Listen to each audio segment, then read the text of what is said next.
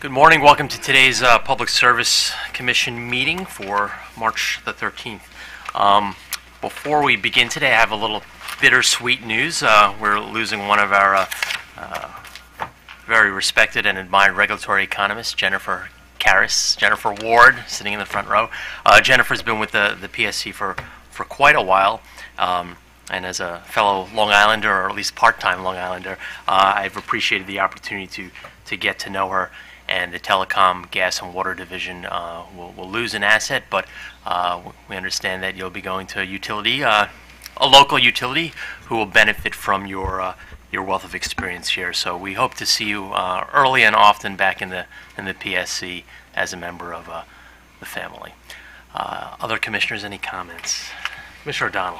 Just briefly, let me say that Jennifer has been a tremendous asset for us, and we're going to be sad to lose her. But our loss will be her employer's gain. We see them sitting in the audience as well. She certainly have a bright future and a leadership potential that's pretty large. So I hope you go for whatever your future holds for you with gusto. Thank you. Thank you. Commissioner Linton. Thank you.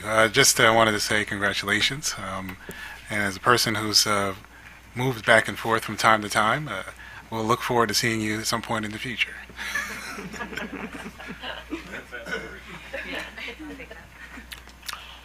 With that, we have some minutes to approve from the March 6th, 2019 meeting. Is there a motion? Yes, Mr. Chairman, I move we approve the minutes from the March 6th administrative meeting. Thank you. Is there a second? Second. All in favor? Aye. The minutes are approved. Madam Secretary, what do we have on the consent agenda today? Mr. Chairman, we have 4 items on the consent agenda. The first item is Constellation Energy Gas Choice, LLC, filed on February 21, 2019, request to cancel its natural gas supplier license. Item number 2 is BGE Home Project and Services, LLC, filed on February 21, 2019, request to cancel its electric supplier license. Item 3 is South Jersey Energy Company, filed on February 15, 2019, request to cancel its natural gas supplier license. And the last item, item 4, is the Legacy Energy Group, LLC, filed on February 6, 2019, notice of change of ownership. Thank you. Do commissioners have any questions? Just a quick question on item number 1 first. Can someone explain to me what a DUNS is? I don't know what that is. I think it's a number, right? Perhaps, Michael, could you shed some light on this? Good morning, Commissioners. Yes, it is just an identification number that they use for their companies. So this says that the Washington Gas Light customers were not notified because it was a DUNS move. So can you enlighten me what that means? Yes, so I was informed that the WGL customers were not notified because there was no changes in their information that they saw on their bills. What happened was Constellation Energy Gas Choice, they have what they call a back-end DUNS swap process, and that basically transferred the identification number, the DUNS number, from Constellation Energy Gas Choice to the DUNS number that is assigned to Constellation Energy Gas, Constellation New Energy Gas Division. And what's the difference between those two entities? I believe they're just affiliates, but they're under. They're affiliates, but nothing in the contractual arrangements between the customers and the suppliers will change, right? Nothing will change. The company did inform the commission that it would have this assign its customers to its affiliate Constellation New Energy Gas Division in September 2017. Okay. All right. I just was curious as to why those customers didn't get notification. Some customers did and some customers did not. I appreciate that. Okay. I think that's all I have, Mr. Chairman. Thank you. Any other questions? Seeing none, are there motions for these 4 items? Yes, Mr. Chairman. For items number 1, 2, and 3, I move that we approve the cancellation request. And for item number 4, I move we note the changes in ownership. Thank you. Is there a second? Second. All in favor? Aye. Aye. The motions are approved. Madam Secretary. Moving to the administrative agenda, agenda number 5 is BCM1, Inc., filed on February 8, 2019, notification of issuance of certain indebtedness. Good morning, Mr. Chairman, Commissioners. Lloyd Spivak for the Commission staff. This is BCM1 Incorporated's notice of its intent to obtain debt financing in the amount of $50 million. In fact, this financing arrangement it has been obtained by BCM1's parent company, BCM1 Holdings Incorporated. The financing is intended to help BCM1 Holdings' acquisition of companies that complement BCM1 in its capabilities. As a general rule, under Public Utilities Article Section 6-101A2 and 5-203B2, an incorporated public service company that operates in Maryland must obtain prior Commission approval in order to participate in a financing transaction of this nature. However, prior Commission approval is not required if the transaction meets three conditions. One is that the company's gross revenues for the most recent calendar year, for which data is available, are 3% or less of the total gross annual revenues of all public service companies in Maryland during the same calendar year. 2, the public service company provides written notice to the Commission of the transaction. And 3, the public service company obtains approval of the transaction from the entity in another state that regulates it. BCM1 meets all of these conditions, including demonstrating that the Pennsylvania PUC has previously approved the transaction. Accordingly, staff recommends that the Commission note BCM1's participation in its parent company's financing transaction. Thank you, Mr. Spivak. Is counsel for BCM1 present today? Seeing none, are there questions from the commissioners? Is there a motion? Yes, Mr. Chairman, I move we note the BCM1 Inc.'s participation in its parent company financing transaction. Thank you. Is there a second? Second. All in favor? Aye. The item is approved. Thank you, Commissioner. Moving to item 6, Columbia Gas of Maryland, Inc., filed on February 14, 2019, its elective balancing service rider, effective with the April 2019 billing cycle. Morning, Mr. Chairman, Commissioners. Annette Garofalo on behalf of Commission staff. Columbia Gas of Maryland has filed revised rates for its elective balancing services rider to be effective with the April 2019 billing cycle. Columbia's rider is revised annually to reflect new charges applicable under Option 1 of Rider EBS. Columbia's Rider EBS. Columbia's Rider EBS applies to customers served under Columbia's Transportation Service Program. These customers are C&I customers that are served by retail suppliers. Under Rider EBS, the company calculates rates annually to become effective April 1 of each year. By the terms of the company's tariff, EBS Option 1 rates are not to exceed 956 mils per therm. I think that's the right way. It's $0.00956. Staff reviewed the company's derivation of the costs for this service and believes that they have been appropriately calculated and are consistent with the tariff, and we recommend the proposed rates be accepted for filing effective with Columbia's April 2019 billing cycle. Thank you, Ms. Garofalo. Is a representative from Columbia Gas or NiSource here today? Good morning. Good morning, Commissioners. Shirley Bartis Hassan with Columbia Gas. Hi, good morning, Shirley. Do you have anything further to add to Ms. Garofalo's presentation? No, I do not. I thought it was very complete. Okay, thank you. Do commissioners have questions? No questions. Thank you. In that case, is there a motion? Mr. Chairman, on item 6, I move the Commission accept the tariff revisions for filing effective with the company's April 2019 billing cycle. Thank you. Is there a second? Second. All in favor? Aye. The motion is approved. Thank you. Thank you. Item number 7 is UGI Utilities, Inc., formerly known as UGI Central Penn Gas, Inc., filed on February 14, 2019. Its compliance filing of amendments to delivery service agreements pursuant to the Commission's letter order, case number 9473. Good morning again, Mr. Chairman, Commissioners. Lloyd Spivak for the Commission staff. This is UGI Utility Incorporated filing of amended contracts to satisfy the tax reduction flow-through plan laid out in UGI Utilities tax reform filing. In essence, the filing flows the benefits of the 2017 Tax Cuts and Jobs Act through to UGI's existing special contracts customers in the form of a rate reduction to their gas distribution rate. Staff has reviewed the filing and found that the reduction is properly calculated and comports with the Commission's prior directives on this issue.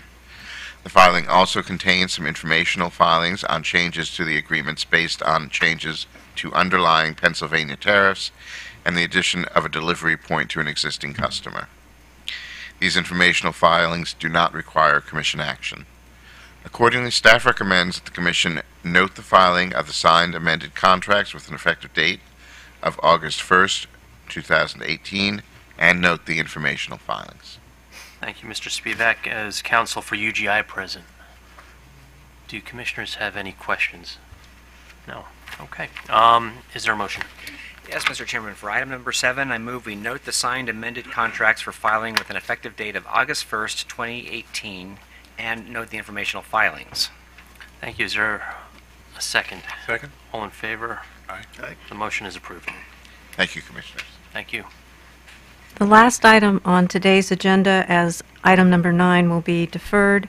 So item number 8 is Baltimore Gas and Electric Company, filed on February 5, 2019, request for waiver of CPCN requirement for a project to replace a steel pole on an existing 230 kilovolt overhead transmission line located in Howard County, Maryland, due to deteriorated foundation.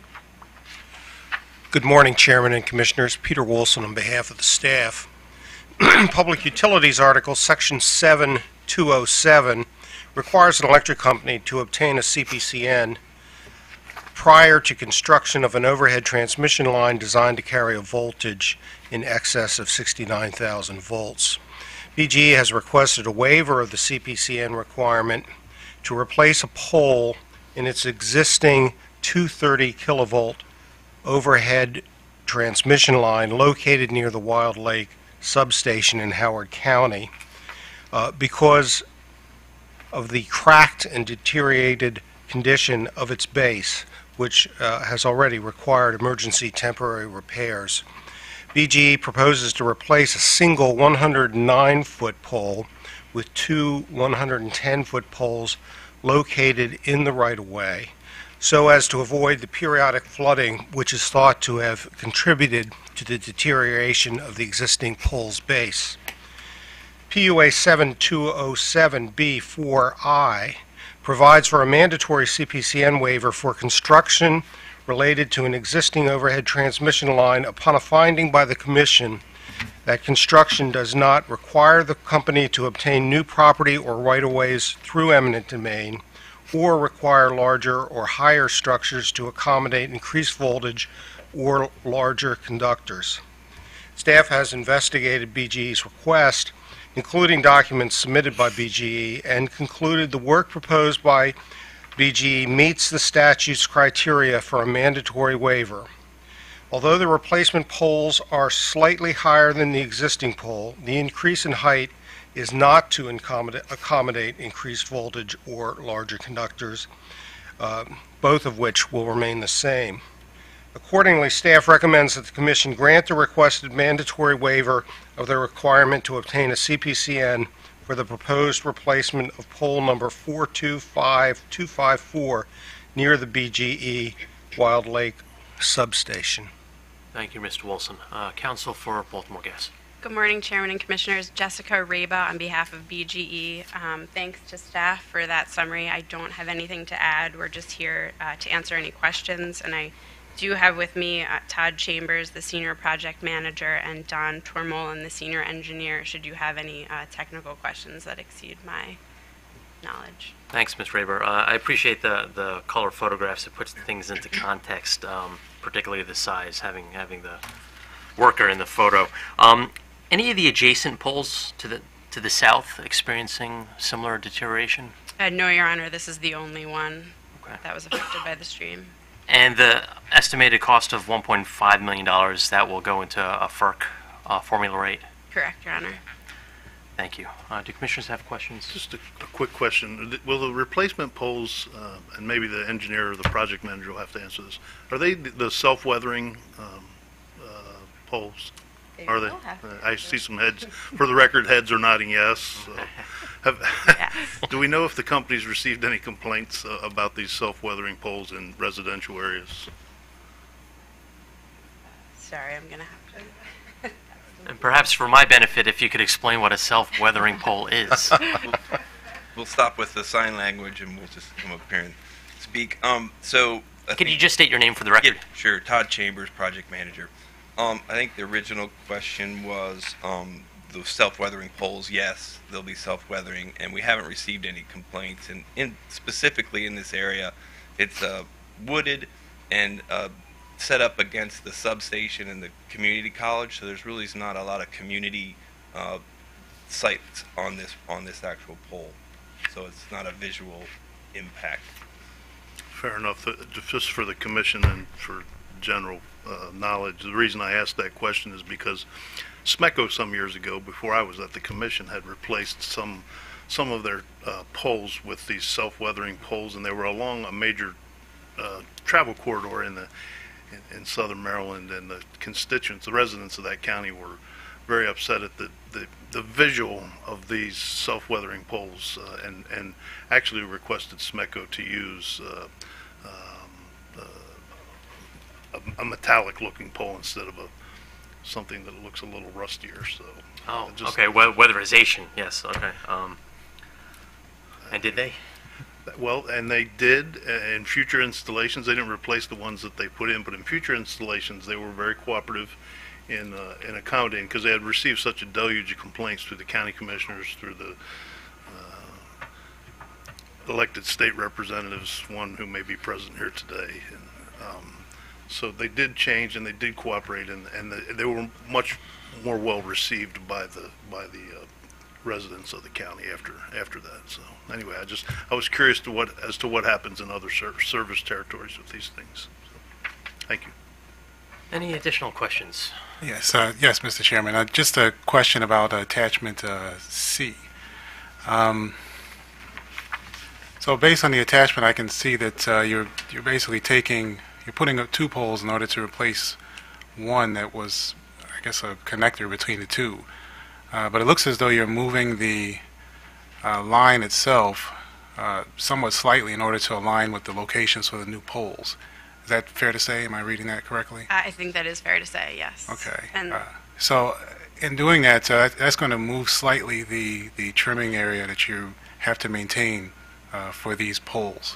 Has there been any concern from the college, a community college in the area, or any concern that that's going to change any concern that that's going to change the not only the trimming requirement, but the right-of-way that the utility currently has there? no, not to my knowledge, and we are, all of the work will be within the existing 80-foot right-of-way, which I know this is kind of hard to read, but it is all within that existing right-of-way. So no, not to my knowledge.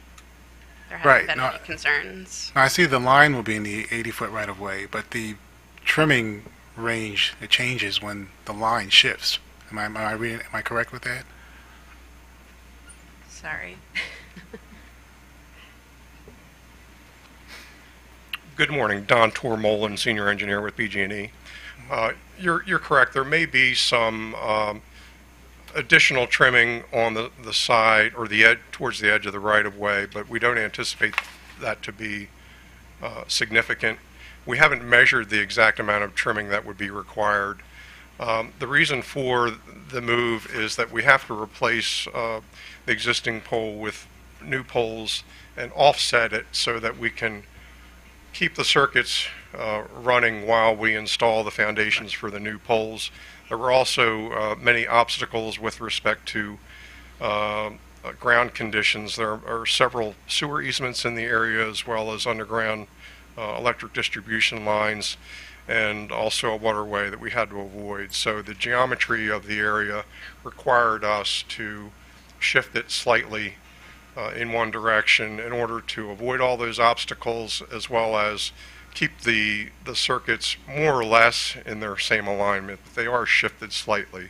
But back to your question about trimming, there may be some additional trimming required that will be evaluated by our vegetation management group at the company. We don't anticipate it to be a major effort. Okay, so the graph attachment C makes the shift look like it's fairly significant, but it's not. You're suggesting it's slight. Okay. All right, thank you. That was my question. Thank you, Mr. Chairman. With that, is there a motion?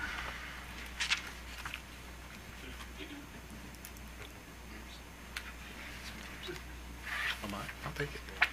Mr. Chairman, I would move that for item number 7, that we note the signed amended contracts for filing with an effective date of August 1st, 2008. I'm sorry. Item number 8. Oh, okay, I see what happened. For item number 8, I would move that we grant the requested waiver of the CPCN requirement as set forth in Section 7-207B4I of the Public Utilities article for this project. Thank you. Is there a second? Second. All in favor? The motion is approved. Thank you, Ms. Raber. Madam Secretary, item 9 you said will be deferred? Yes, I will be deferred right now to March 27th. Thank you. I would just like to note that the Commission will reconvene at 1 p.m. today in the matter regarding an energy storage proposal in docket number PC 44. Seeing no additional business before the Commission at this time, this meeting is adjourned.